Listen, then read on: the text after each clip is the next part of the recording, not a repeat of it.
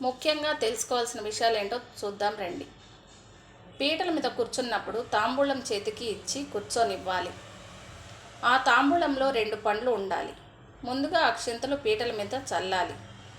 హారతి పళ్ళెంలోకి కుంది, వత్తి, నూనె, తాంబూలము, అక్షింతలు, అగ్గిపెట్టె, కుంకుమ భరణి ఉండవలెను. ఏ సందర్భంలోనైనా చీర పెట్టినప్పుడు నలుపు రంగు ఉండకూడదు. ఎవరికైనా పెట్టినప్పుడు కూడా. ఆడపిల్లలకు ఏదైనా సందర్భం ఉన్నప్పుడు కాళ్లకు పసుపు రాయాలి. ఏ సందర్భంలోనైనా ద్వారం లేనిచో ఒక గొలుసును ఇద్దరు అటు ఇటు పట్టుకొని దాని క్రింద నుంచి వెళ్ళవచ్చును. హారతి పట్టినప్పుడు ముందుగా దేవుని అద్ది తర్వాత పెద్దలకైనా పిల్లలకైనా అద్దవలెను. జీవితంలో ఒకరికైనా కన్యాదానం చేయటం మంచిది.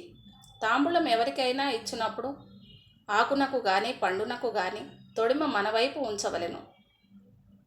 ఆడపిల్లకు ఒడిబాలుగా పోసిన బియ్యము పొంగలి చేయాలి.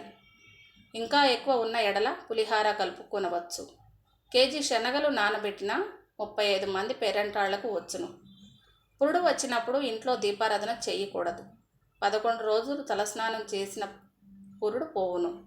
దేవుని మందిరము విగ్రహములు పులికాపు చేయవలెను. అప్పుడు దీపారాధన చేయవచ్చు. ఇంట్లో కడుపుతో ఉన్నవారు ఉన్న ఎడల